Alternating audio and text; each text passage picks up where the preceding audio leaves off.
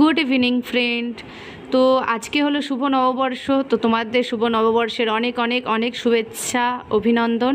আর আজকে চলে এসেছি মদনমোহন বাড়িতে। আজকের ভিডিওটা এখন থেকে আমি স্টার্ট করছি সন্ধ্যাবেলা, প্রায় 7টা সাড়ে 7টার মতন বাজে। আর আমরা চলে এসেছি মদনমোহন বাড়িতে। আর মদনমোহন বাড়িতে এসে দেখছি এত ভিড় কি বলবো।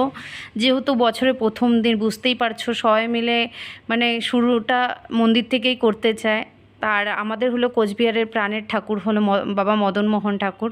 তো দেখতেই পারছো চারপাশে অনেক ভিড়, প্রচণ্ড ভিড় ছিল। তার মধ্যেও মদনমোহন বাবার দর্শন করে আমরা বেরিয়ে এসেছি।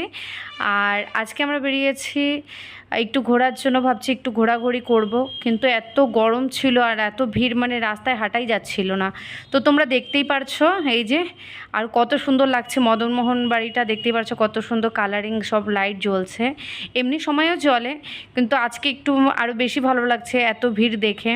যাই হোক, আমরা যখন ছোট ছিলাম এতটা ভিড় হতো না, তখন শুধু দেখতাম, সবাই মিলে আসতাম, দুপুরে পুজো দিয়ে চলে যেতাম।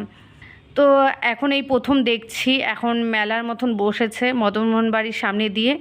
আর এই পাশটাতে দেখতেই পারছো এখন এই যে সামনে এগুলো বাগানের মতন করেছে। তো আমরা ঠাকুরের দর্শন হয়ে গেছে। আজকে যেহেতু পুজোও দিতে পারলাম না, বাড়িতে এমনি পুজো দেওয়া হয়েছে। মন্দিরে পুজো দেওয়ার একদমই সম্ভব ছিল না, এত ভিড় কি বলবো।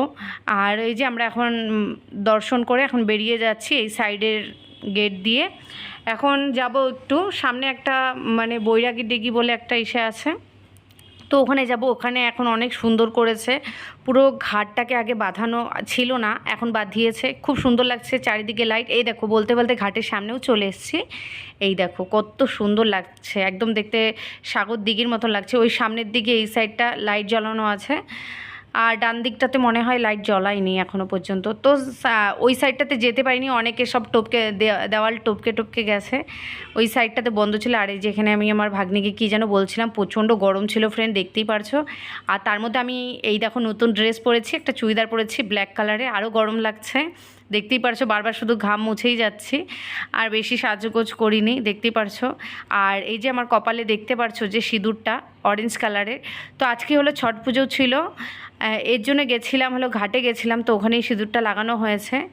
আর হলো এই দেখো এই ব্ল্যাক কালারের কুর্তিটা পরে, এই চুড়িদারটা পরে আমাকে কেমন লাগছে অবশ্যই কমেন্ট করে জানাবে। এইটা ব্ল্যাক কালারটা আমার খুবই ভালো লাগে। তো এই দেখো ব্ল্যাক কালারের একটা চুড়িদার নিয়েছিলাম, পিস নেওয়া হয়েছিল রাসমেলার থেকে, তো ওইটাই বানিয়েছি পয়লা বৈশাখে পরার মতন। আর আমার মেয়ে দেখো এখানে নাগরদোলনা চড়ছে, আমার তো দেখেই ভয় লাগে, ওর খুব সাহস। আর আমার মেয়ে যেহেতু একটু পাতলা দুবলা, তো পাশে একটা ভারী কিছু দিয়ে দিয়েছে, নয়তো হাওয়ায় উড়ে গেলে, এর জন্য। যাই হোক, তো খুব গরম লাগছিল। আইসক্রিম লেলাম, হ্যাঁ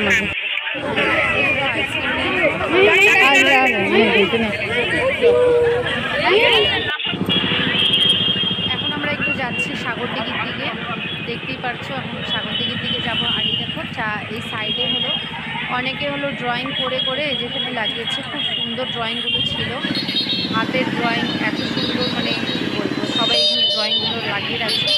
আর এই দেখো কতটা ভিড় ছিল আজকে, বলার মতন না।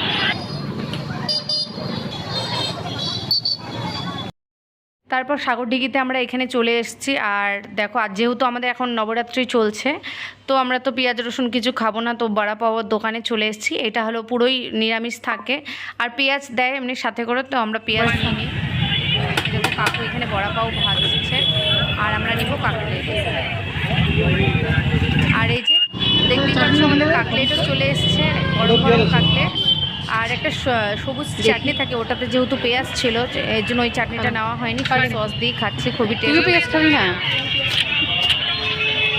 পেঁয়াজটা পাতলা পাতলা কাটা নে পাবেন, খা এক বাইট। তো বেশি ঘোরাঘুরি না করে এই যে বাড়িতেও চলে এসেছি, দেখো চেঞ্জ করে নিয়েছি। আর বাইরে প্রচণ্ড গরম ছিল ফ্রেন্ড, কি আর বলবো। যাই হোক, তো তোমাদের শুভ নববর্ষ। আর হলো যদি ভিডিওটা ভালো লেগে থাকে অবশ্যই লাইক কমেন্ট শেয়ার করে দিও।